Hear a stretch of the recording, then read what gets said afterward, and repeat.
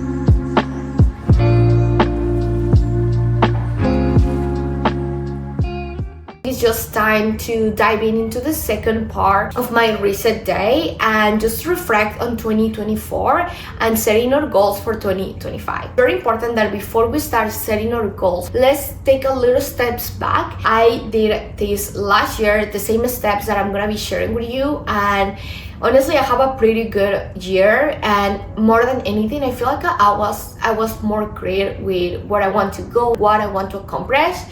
I always wanted to achieve some goals, but I just didn't really have clear vision. So these steps are going to help us to achieve our goals and really be successful in this year. So step number one, before setting goals for the new year, I always take just some time to reflect on the past year, in the highs, lows, and everything in between, you know. For me, 2024, it was a year of growth and foundation. Some of the best moments included that I visit 4 countries and I moved into my dream apartment, see my content growth, but knowing the aspect that, oh, I'm posting more. No, more in the aspect that I start believing on myself and I believe on my vision and what I want to accomplish.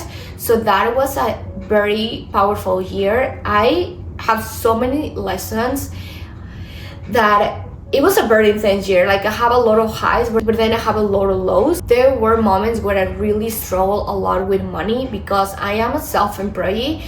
So yeah, there were so many moments where I was like, should I just give up and just truly just find a 9-to-5 job and maybe try to do this in the side? I really contemplate doing that so many times because the struggles were struggling. Like it was tough, okay? But there were so many moments where as well I had those moments of a lot of abundance and I was just feeling so happy and I was feeling like nothing matters and I just want to live my life, you know. But looking back, I can see how those challenges helped me to build a stronger foundation for what's to come. And not only that, this reflection isn't just about looking back, but more about understanding what worked and what didn't work, okay? And how I can move forward with more clarity and intention instead of just being like, oh yeah, it was the best year of my life. No, like actually I want you to take a moment to reflect of this and analyze what worked.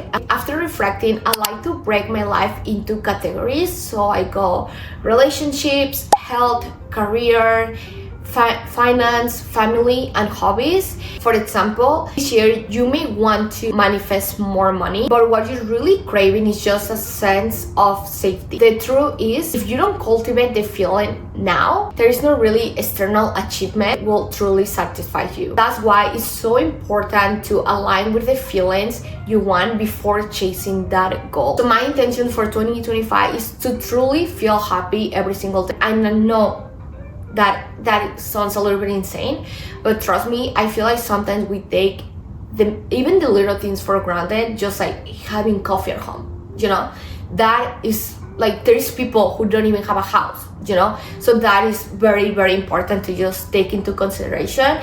And I feel that I just really want to be more intentional with my surroundings and the type of life that I'm living. But now that we're talking about these and emotions and attracting and things like that, this mindset also apply when you are creating your vision board. So let me tell you a little story. For many years, I've been doing my vision board and I always have so much fun. I always have it on display. I literally show to everyone my vision board and what I want to achieve. And in my vision board, I used to put these big goals.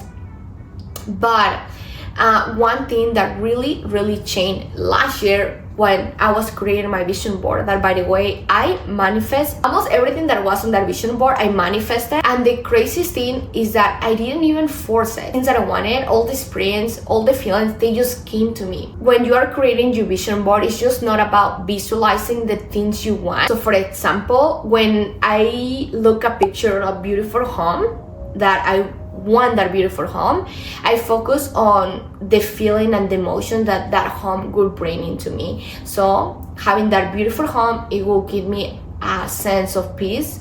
That's the secret for making your vision board. This book, it changed my life, and there is one part where she talks Literally, it's so funny. I literally opened the page and it was here. Book, it talks about how to create your vision board and how to actually manifest everything that you put into your vision board. She recommends that after you put all the photos and everything together, you are not going to just have the photos, you are going to add some affirmations on top, how that each goal makes you feel. So let's go back into the example of the house. The house is gonna give you peace, safety, whatever it is. You are going to add those affirmations on the top.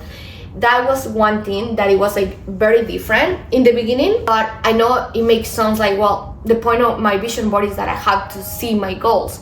But she talks about just really truly believing on yourself and believing that you are able to achieve those goals, and that you're trusting into the universe or whatever you believe that you are going to accomplish those goals. So you have to do that, and as well you have to put your vision board away. So after creating your vision board, put it away somewhere safe and set a reminder to come back to it on a day you wrote at the top.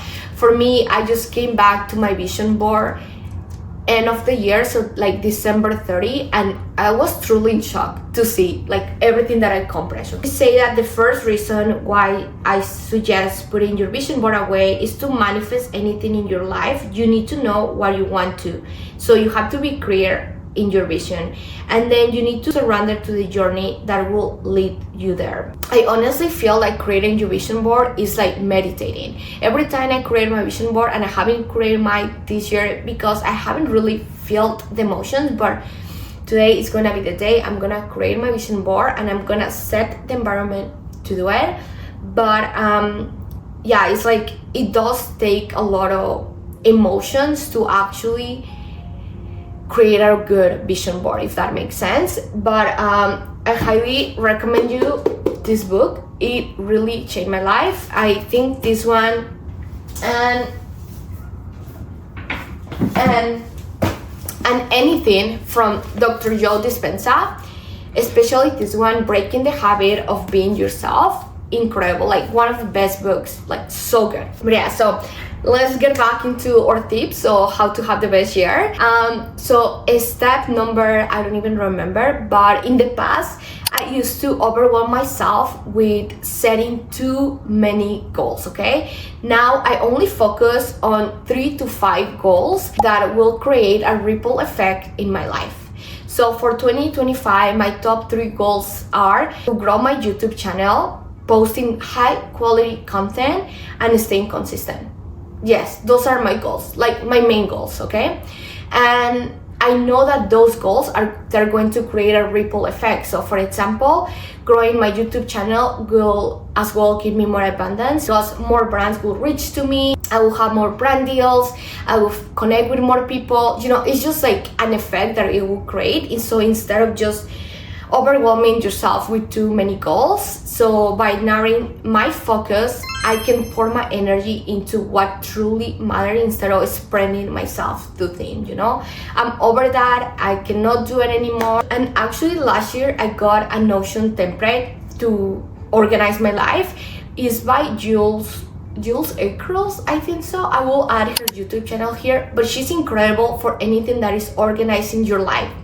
Templates, Google Calendar, anything like that. Her content is incredible, and I use one of her templates to design your lives, to stay organized with all your goals. And I love it because how it works is that you break down your goals into Q1, Q2, Q3, 4, and blah blah blah, and then you put your goal, set your intention. Like, it's one of the best templates in like out there. I swear, you have to pay for it, but it's super worth it. But whatever works for you, maybe it's Google, maybe it's calendar, or whatever it is, just make sure that you're not overwhelming yourself with too many goals, and just narrow your focus. Okay, so the next step is planning. Personally for me, I just like to roughly outline my big launch and milestone of the year, wherever it is content projects, collaboration, or personal goals.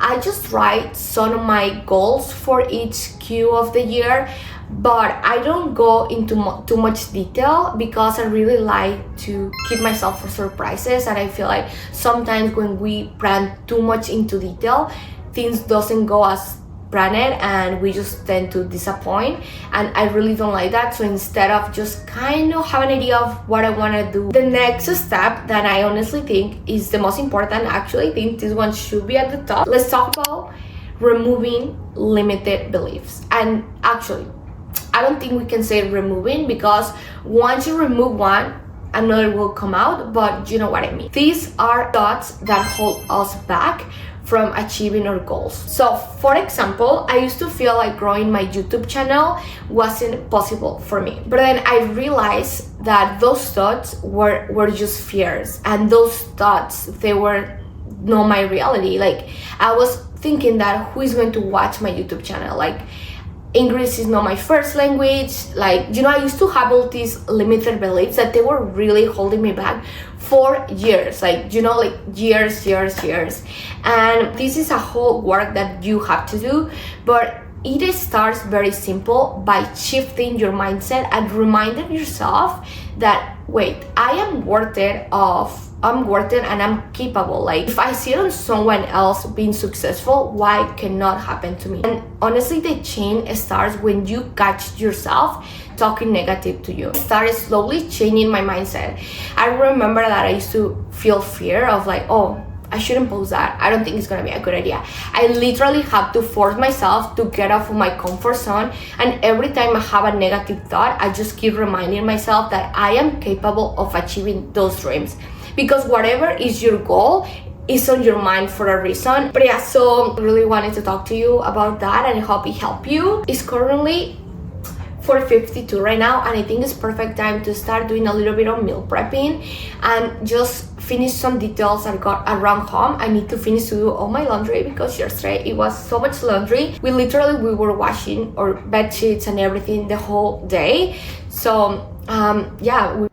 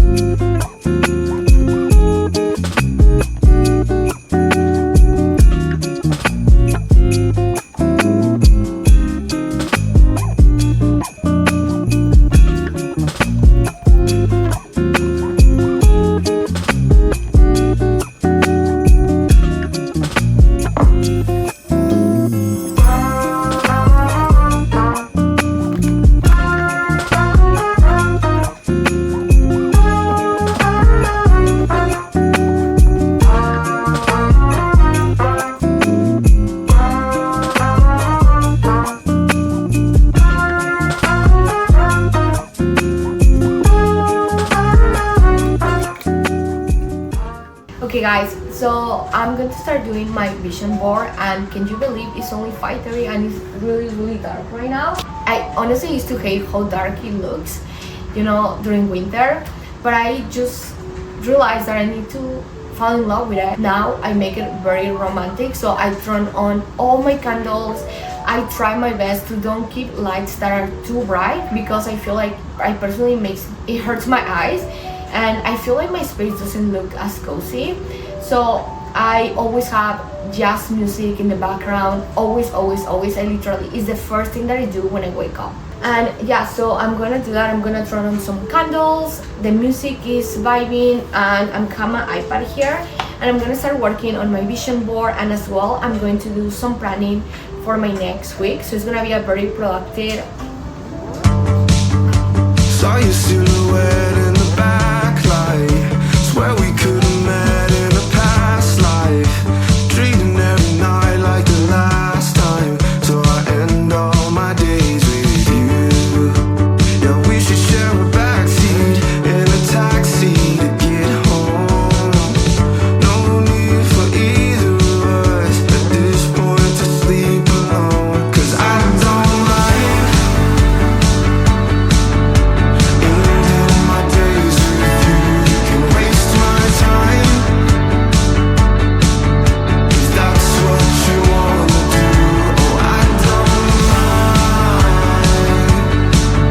if all that you say is not true. No, I don't mind. I just wanna end all my days with you.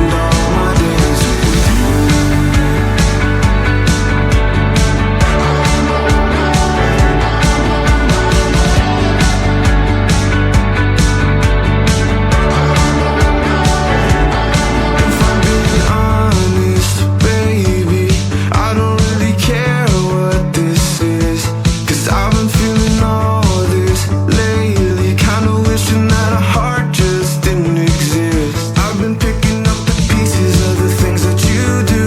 I'm always second guessing what could be your next move. Yeah, I'm just trying to see it from your point of view. Never told you that I need you, 'cause I thought that you knew that I don't mind ending my days with you. You can waste my time if that's what you wanna do. Oh, I don't mind if all that you say is not true. No, I don't mind. I just wanna end all my days with you.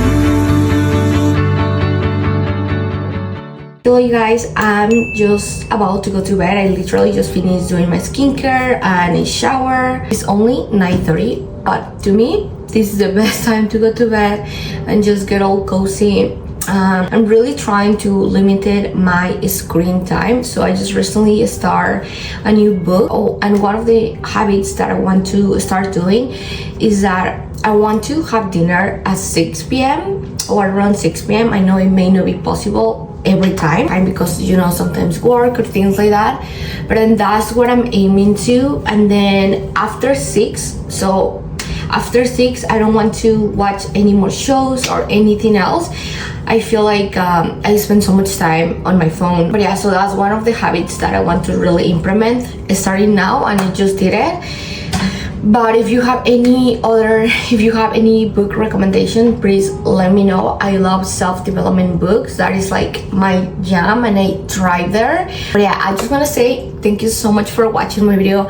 I hope this motivate you and inspire you to start getting into new routines, or maybe just a little reset on your home, your space, your mind, whatever it is. Thank you so much for watching. It means more than you think, and see you next week on my next video. Bye.